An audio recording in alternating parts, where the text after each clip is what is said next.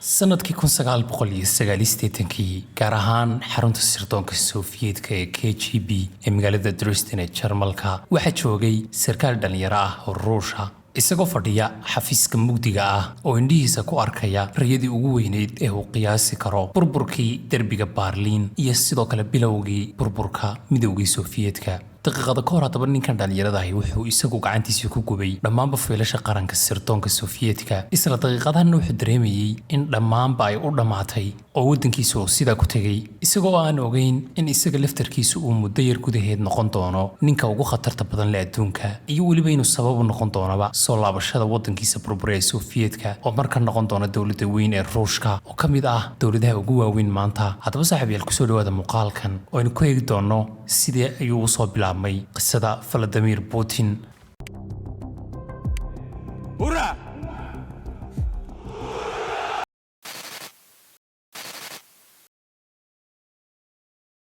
haddaba ugu horreyn saaxiibayaal Vladimir Putin wuxuu dhashay sanadkii 1952 gaar ahaan wuxuu ku dhashay magaalada Leningrad ee midowgii Sofiyeedka haddaba sida aynu ugu horreyn u ogaano magaalada Leningrad waa mid ka mid ah magaalooyinka ugu daran ee la kulmay nooc walba oo go'doomina taariikhda haddaba dhammaanba dagaalkii labaad ee adduunka magaaladani waxay ku jirtay oo ay amar toos ah ka qaadanaysay Hitler laftarkiisa sidoo kale waxaa laga mamnuucay magaaladan inay gasho wax cunto ah oo cunto la'aan baan ayaa dishay in ka badan 1 milyan iyo badh qof kuwaasoo uu ka mid ahaa Putin walaalkiisii la dhashay oo la odhan jiray Victor haddaba waqtigaas Putin iyo qoyskood waxay ahaayeen reer aad u faqri dartii ayna la baabeen aabihii wuxuu ahaa mujaahid hore oo naafa ah wuxuuna ka shaqeeyay mid ka mid ah warshadaha hooyadiina waxay ahayd shaqaale guri joogto ah Putin wuxuu qoraalkiisa kaga hadlay waqtigan wuxuuna sheegay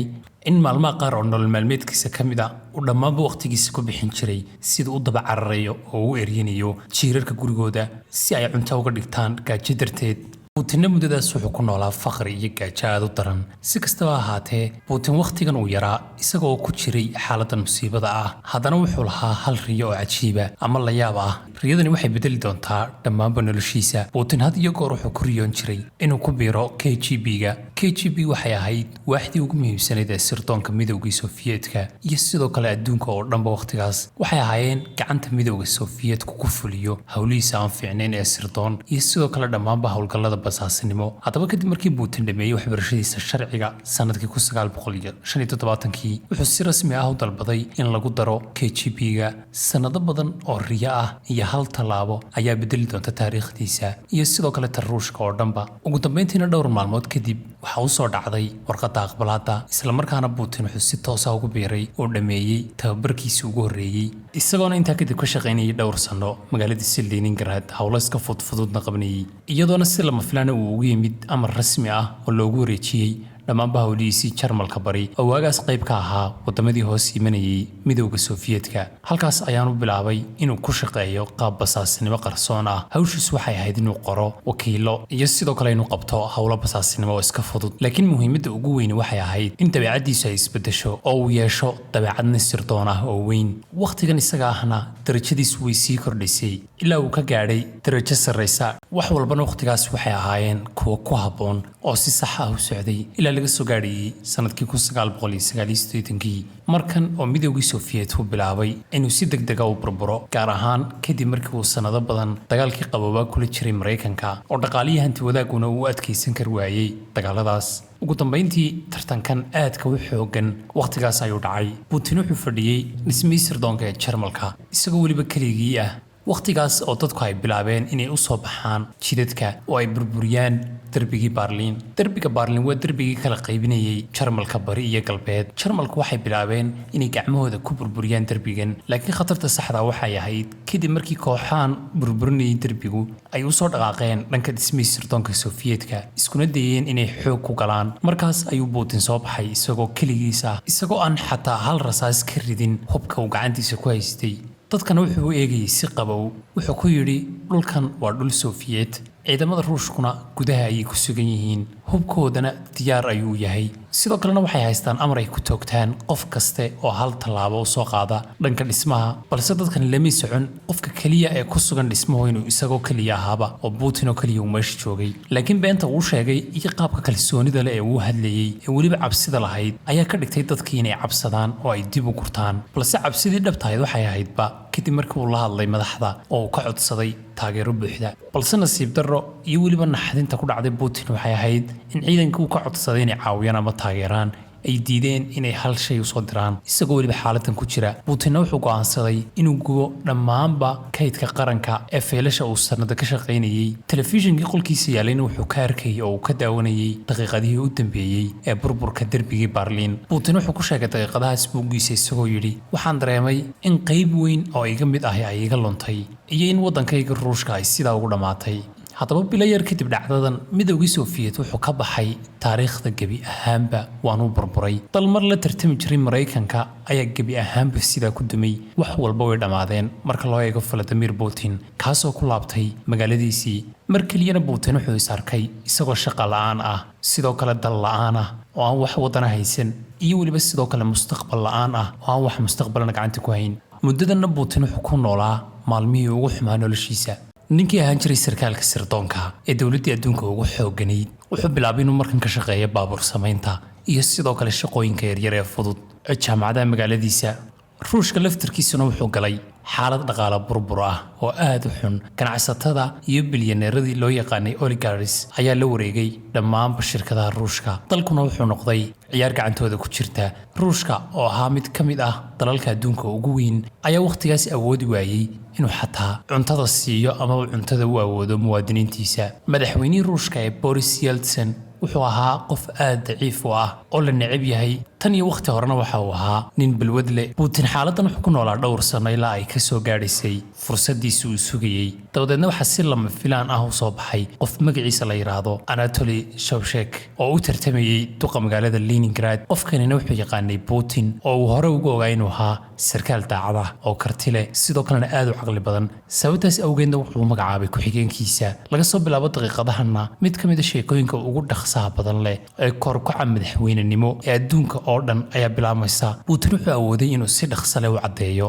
kartidiisa caanimadiisuna aad bay u korodhay laakiin waxa ugu muhiimsanaa wuxuu sameeyay markii uu duqii magaalada Anatoly laftiisa ka badbaadiyay dacwad sharci oo lagu soo oogay dhacdadina Putin waxay ka dhigtay in dhammaan mas'uuliyiinta muhiimka ah ee dawladdu ay ogaadaan oo ay bartaan Putin qofka uu yahay walibana waxa ka sii muhiimsanaa madaxweynaha laftarkiisa Boris Yeltsin inuu ninkan barto maxaa yeelay sideen hore soo sheegnay ninkan madaxweynaha ka ahaa markan Ruushka Yeltsin lagu magacaabayay wuxuu ahaa mid caanimadiisuna ay hoos sii dhaxaysay sidoo kale caafimaadkiisuna uu sii xumaanayay waxaanu rabay inuu meesha keeno oo uu ku qof dadku ay aaminayaan oo sidoo kalena wadankaan khiyaameyn doonin walibana aan furi doonin oo dadku u ogolaan doonin faylasha musuqmaasuqa kaasoo waliba wadankana ka ilaalin doona wixii faylal musuqmaasuq la xiriira haddaba bilyaneeradan hore u soo sheegnay oligarchs la oran jiray sidoo kale waxay arkeen Putin inuu yahay nin ku habboonaa jagadaas sare maadaama ay fududahay in Putinna gacanta ay ku dhigaan kaasoo waliba aan iyaga khiyaamin doonin balse fikradan qaldan ay iska dhaadhiciyeen waxay ku noqon doontaa caqabad raggan sanadada soo socda maadaama Putin ay ka soo qaadeen nin iska miskiin oo gacanta lagu dhigi karo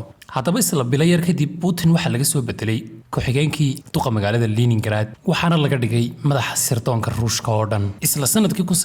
1999 madaxweyne Yeltsin wuxuu si rasmi ah ugu magacaabay Putin ra'iisul wasaaraha dalka Ruushka Putinna waqtigaas wuxuu ahaa mid aan awood sidaas lahayn qof walbana wuxuu arkayay nin ay meesha keensadeen nimankii oligarchska iyo sidoo kale madaxweynaha Yeltsin oo iyagu rabaan inay gacanta ku dhigaan awood sidaas aan lahayn laakiin intaa kadib waxa uu sameeyay Putin ama qofka uu noqday waxay noqotay waxaan haba yaraatay u dhaweyn wixii laga filnay ninkan iyo qofka ay dadku moodayeenba intaa kadib haddaba qaraxyo isdaba joog ayaa ka dhacay dhowr magaalo oo Ruushka ah oo xitaa ay ku jirta caasimadda Ruushka ee Moscow in ka badan 300 qof ayaa isla markiiba dhintay Putin oo ra'iisul wasaare cusub ahaa markan ayaa ka soo hormuuqday saxaafadda waxaanu qalaasahaas iyo sidoo kale qaraxyadaas ku eedeeyay qoladii gooni-goosadka doonisay ee Chechnya isagoona sheegay inay bilaabeen howlgal ka dhan ah dalka Ruushka inta kadib Putin wuxuu bilaabay inuu ka soo muuqdo meel kaste sidoo kale channel kasta oo telefishinkaana soo fadhiisto isagoo ku celcelinaya in Ruushku uu argoosan doono oo sidoo kale meel walba uu ka raadsan doono dhammaanba dadka lugta kule qalaasaas iyo qaraxyada dhacay haddaba si lama filaan mar kaliya kadib markii uu dadka u muujiyey sida uu uga xun yahay iyo sidoo kalena uu muujiyey khatartiisa. dadka ruushka waxay bilaabeen inay ku soo ururaan hareerihiisa oo sidoo kalena ay taageeraan Putin. markan caanimadiisuna way sii korodhay oo markii hore dadka yaqaanay 2% ayaa la odhan karaa, iminkana waxay gaadhay ilaa 50% dadka yaqaana. laakiin haddaba dhibaatadu waxay noqotay kadib markii saxafiyiin sanado badan baaritaan la sameynayay ay soo bandhigeen cadeymo sheegaya in isla qaraxyadan uu ka dambeeyeyba ama ay soo abaabuleenba hay'adda sirdoonka ruushka. haddaba si kastay ahaataba Putin wuxuu ka faa'iidaystay taageeradii iyo sidoo kale baaqi dadka, wuxuuna bilaabay dagaal halis ah oo ka dhan ah Chechnya, kaasoo uu adeegsaday awood xad dhaaf ah. caasimadda Chechnya ee Grozny gebi ahaanba way burburtay, waxaana la dilay in ka badan 8,000 oo qof. muddo 6 bilood gudaheedna ruushku waxa uu awooday inuu dib ula wareego Chechnya kana takhaluso jabhaddii ka dhisneyd gebi ahaanba. 1999 madaxweynihii ruushka ee Yeltsin wuxuu iska casilay xilkii madaxweynenimo. Putin wuxuu si rasmi ah sidaa ugu noqday madaxweynaha cusub ee ruushka,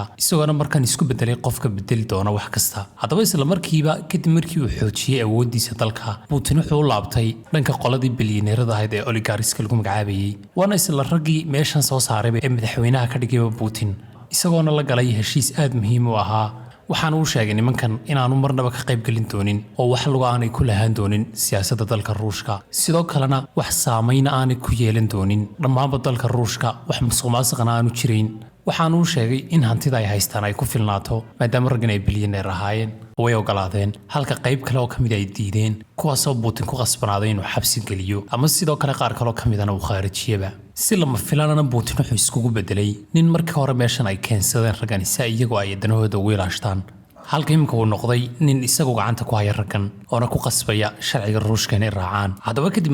markii uu Putin nadiifiyey dhammaanba dhibaatooyinkii ka haystay gudaha dalka, wuxuu bilaabay inuu dhaqaaqo dalka dibaddiisa. 2008 ruushku wuxuu kusoo duulay qaybo ka mid ah dalka Georgia oo markii hore ka tirsanayd midowgii Sofiyeetka. inkasta oo Putin uusan madaxweyne ahayn waqtigaas, maadaama uu sharciga ruushku mamnuucayay in madaxweynuhu 2 xilli wax ka badan aanu madaxweyne noqon karin, waxaa markan madaxweyne noqday Dmitry Medvedev oo u dhawaa Putinna wuxuu ku fadhiistay jagada ra'iisul wasaaraha, balse dadka oo dhan way iska ogaayeen in ninkan uu magac u yahay ninkan madaxweynaha laga dhigay. madaxweynaha saxda ah ee hawsha daadabadiisa ka wadaana uu ahaa Putin. 2012 Putin ayaa mar kale u tartamay madaxweynenimo, si cad ayaana ugu guulaystay. isla markiiba wuxuu bedelay dastuurka dalka, wuxuu dheereeyay muddada madaxweynenimada isagoo ka dhigay 6 sannadood halka markii hore ay ka ahayd 4 sannadood oo kaliya. sidoo kalena wuxuu sameeyey bedelo kale oo ka dhigay in xukunkiisu sii socdo sannado badan. haddaba markan Putin sidoo hore uu ka duwan yahay, waxa uu rabaa inuu waqti dheer meesha sii haysto, sidoo kalena uu bilaabo ruushka cusub ee aynu iminka naqaano. 2014 ruushku wuxuu qabsaday jasiiradda Crimea ee Ukraine, wuxuuna bilaabay inuu si cad u taageero kooxaha gooni-goosa doonka ah ee dalka Ukraine. 2015 ruushku wuxuu si rasmi ah u soo galay dagaalka Suuriya, wuxuuna taageeray nidaamka Bashar al-Assad oo u ogolaaday inuu saldhigyo waaweyn ka dhisto Suuriya. 2016 saameynta ruushku waxay gaadhay Liibiya, hubka ruushkana taageeradiisu waxay si weyn u bedeshay socodka dagaalka. haddaba muddadan iyadoo weliba si qarsoodi ah loo wado, ciidamada calooshada shaqaystayaasha ah sida Wagner ee ruushka waxay ka qayb qaateen saameynta uu ruushka Afrika ku yeeshay iyo sidoo kale weliba saameynta uu ku yeeshay qaaradda kale ee Koonfurta Ameerika, waxayna la wareegeen macdano dahab ah iyo ilo dhaqaale oo aad u waaweyn. waxaasoo dhanna waxay sii kordhiyeen saameynta uu Putin ku lahaa adduunka oo dhan. isla waqtigaasina ruushku wuxuu horumariyey mid ka mid ah ciidamada ugu weyn ee elektarooniga adduunka, kuwaasoo bilaabay inay fuliyaan weeraro warbaahineed iyo sidoo kale ololayaal ra'yiga dadka ku saameynaya gudaha Yurub oo dhan iyo xitaa Maraykankaba. arrintu xataa waxay gaadhay heerkii ugu sarreysay markii Donald Trump loo doortay madaxweynaha Maraykanka ee 2016. waqtigan oo ruushka lagu eedeeyey inuu faragelin toosa ku lahaa doorashadii Maraykanka ee lagu doortay Trump, muddadan Putin wuxuu diiradda saarayay siyaasaddii dagaalkii Chechnya ee xoojiyey xukunkiisa 2000, kaasoo diiradda saarayay 2 arrimood: had iyo goor abuurista dagaalo iyo sidoo kale dhibaatooyin dibadeed oo joogto ah, iyo isku dayga sii kordhinta taageerada dadka ruushka ku hareeraysan dagaal kasta oo uu galo waqtigan. sidoo kale 2019 Ukraine waxay wax ka bedel ku sameeyeen dastuurkooda, waxaana lagu daray qodob sii xaqiijinaya ku biirista midowga Yurub iyo sidoo kale NATO oo hadaf asaasi ah u ahaa Ukraine. taa beddelkeeda Putin wuxuu bilaabay inuu dareemo in siyaasaddiisa isku ballaarinta ee weliba arrimaha dibaddu ay khatar ku jirto, iyo sidoo kale inay ruushka ku hareeraysan yihiin wadamo ku jira ururka NATO wuxuuna go'aansaday inuu qaato mid ka mid ah go'aamada ugu qadhaadha ee taariikhda casriga ah ee ruushka sanadka 2022 Putin wuxuu ku dhawaaqay dagaal guud oo uu ku qaaday dalka Ukraine kumanaan askari ayaa la geeyay xuduudda Ukraine wuxuuna ku dhawaaqay bilowga mid ka mid ah dagaalada ugu weyn casrigan dagaalkaas oo sii socda ilaa maantada la joogo kaasoo ciidanka ruushka u adeegsanayaan inta badan hubkooda dalka Ukraine isla markaasna wuxuu ka faa'iideystay isbahaysiga uu dhisay sanadii ugu dambeeyay kuwaasoo ahaa Shiinaha iyo Iran taasoo ka dhigaysa Putin mid fadhiya bartamaha sidoo kalena ka soo horjeeda Mareykanka haddaba kadib 4 sanadood oo dagaalka Ukraine iyo Ruushka u socday Ruushka maanta xaaladiisu way degan tahay dhaqaalihiisuna uu sii awoodaystay waxaanu awooday inuu ka gudbo dhammaan baqalaasahaas dagaalka iyo sidoo kale cunaqabatayntii Mareykanka saamaynta Putin ayaa si aad ah u korodhay gudaha Ruushka taasoo ka dhigaysa inuu yahay boqor cusub oo Ruush ah sidoo kale isla markaasna kumanaan qof oo maxaabiisa oo lagu xidhay ra'yigooda oo u badan wariyayaal ayaa ku dhibaataysan xabsiyada Ruushka sababtuna wax kale ma aha waa in madaxweyne Putin uu sii xoogaysanaya marka ka dambaysa iyadoo waliba waxaas oo qalalaasa iyo dhacdooyinkaasi adduunka ay ka dhacayaan sidoo kale tanina waxay cadeynaysaa in Putin uu sanado badan sii jiri doono Ruushkana uu sii haysan doono haddaba saaxiibayaal ugu dambeyn ma u aragtaa in Putin yahay keligii taliye musuqmaasuqa oo Ruushka ka dhigtay boqortooyo isaga u gaara sidoo kalena isku dayaya inuu ku celiyo Ruushka waqtigii boqortooyada ee qaysaradu haysteen mise waxaad u aragtaa inuu yahay wadani u horay wax kasta oo uu haysto wadankiisa si Ruushka uu awoodiisa dib ugu soo celiyo kadib markii wax walba ay waayeen ay burbureen markii ay ahaayeen Sofiyetkii aragtidaada waxaad nagula wadaagtaa qaybta hoose commentiga muuqaalkan haddii aad halkan soo gaadhay waxaan kaa codsanaynaa inaad muuqaalka like saarto sidoo kale markii ugu horreysay aad daawanayso hadday tahay inaad subscribe noo saarto aad baad mahadsantihiin